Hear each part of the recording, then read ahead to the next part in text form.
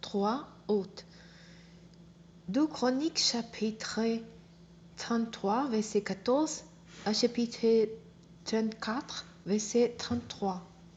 Après ces événements, il construisit à l'extérieur de la cité de David un rempart qui passait à l'ouest des sources de Guillon, longeait la vallée du Cédron jusqu'à l'entrée de la porte des poissons et contournait l'Ophel. Manassé lui donna une très grande hauteur. Il établit aussi des chefs militaires dans toutes les villes fortifiées de Juda.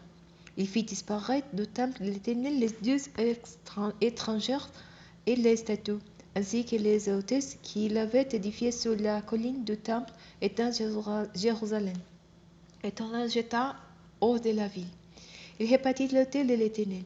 Il offrit des sacrifices de communion et de reconnaissance.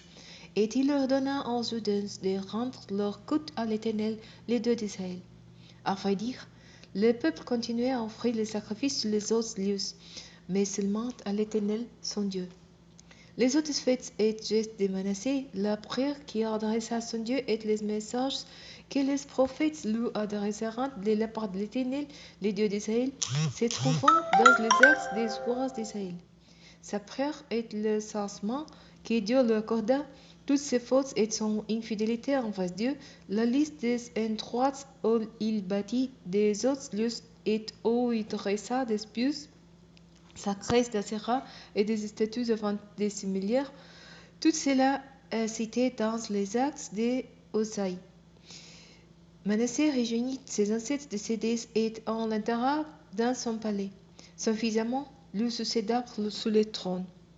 Amon avait 22 ans à son avènement et il régna 12 ans à Jérusalem, et fit ce que l'Éternel considérait comme mal, comme l'avait fait son père Manassé. Il sacrifia toutes les idoles que son père Manassé avait fait dresser et leur rendit en culte. Il ne s'humilia pas devant l'Éternel comme l'avait fait son père Manassé. Au contraire, il se rendit tristement coupable. Ses ministres conspirant contre lui et le bassinèrent dans son palais. Mais la population du pays massacra tous ceux qui avaient comploté contre le roi Amon et proclama son fils Josias roi à sa place. Josias avait 8 ans à son avènement et il régna 31 ans à Jérusalem. Il fit ce que l'Éternel considérait comme juste et suivit l'exemple de son ancêtre David, sans jamais s'en écarter ni d'un côté ni de l'autre. Dès la 8e année de son règne, alors qu'il était encore jeune, il entreprit de chercher à plaire au Dieu de David, son ancêtre, et de la 12e année, il se mit à purifier Juda et Jérusalem des autres lieux, des pieux sacrés d'Asherah, des idoles, les bois sculptés et des idoles à métal fondu. On démolit en sa présence les autels de Baal. On abattit les autels à parfums placés sous ces autels.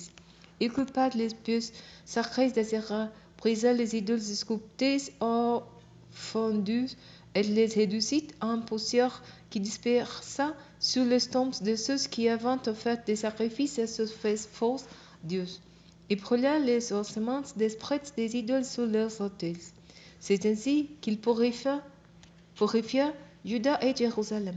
Puis il passa dans les villes de Manassé, d'Éphraïm, de Simeon jusqu'à Nephtali et fit de même dans les ruines aux alentours. Il démolit les autels et les pieux sacrés d'Asherah, brisa les statues d'idoles et les réduisit en poussière. Il abattit tous les autels à parfums dans toutes les pays d'Israël. Ensuite, il retourna à Jérusalem. La 18e année de son règne, afin de purifier le pays et le temple, il envoya sa femme, fils d'Atsalia, Amaséa, le chef de la ville, et Joïa, fils de Joas, l'archiviste, pour réparer le temple de l'Éternel son Dieu. Ces 3 hommes se rendirent auprès du grand prêtre Hilkia et lui remirent l'argent qui avait été apporté dans le temple de Dieu, et que les Lévites portiers de l'entrée avaient collecté des tribus de Manassé et d'Éphraïm et du reste des Israélites du nord, ainsi que de toute Juda et Benjamin et des habitants de Jérusalem. On remit cet argent aux entrepreneurs qui avaient la responsabilité des travaux dans le temple de l'Éternel. Ceux-ci, voyant les ouvriers qui effectuent les travaux de restauration et de réparation du temple. Ils les donnant donc aux carpentiers et aux ouvriers du bâtiment pour l'achat des pierres d'étel et du bois pour les postes d'assemblage et de la charpente que les rois de Juda avant laissé tomber en ruine. Ces hommes accomplissant honnêtement leur travail. Ils étaient placés sous la direction de Yath et d'Abidias, les Lévites de la lignée des Merari, et des Zacharie et de Mésulam de la lignée des Skéatites, chargés de la supervision des travaux. Les Lévites étaient tous d'habiles musiciens. Ils surveillaient les porteurs et dirigeant tous les ouvriers des différents scopes de métiers de chaque sorte de travail. D'autres Lévites étant secrétaires, intendants et portiers. Au moment où l'on retira du coffre l'argent qui avait été apporté au temple de l'Éternel, le prêtre Hilkia découvrit le livre de la loi de l'Éternel transmis par Moïse.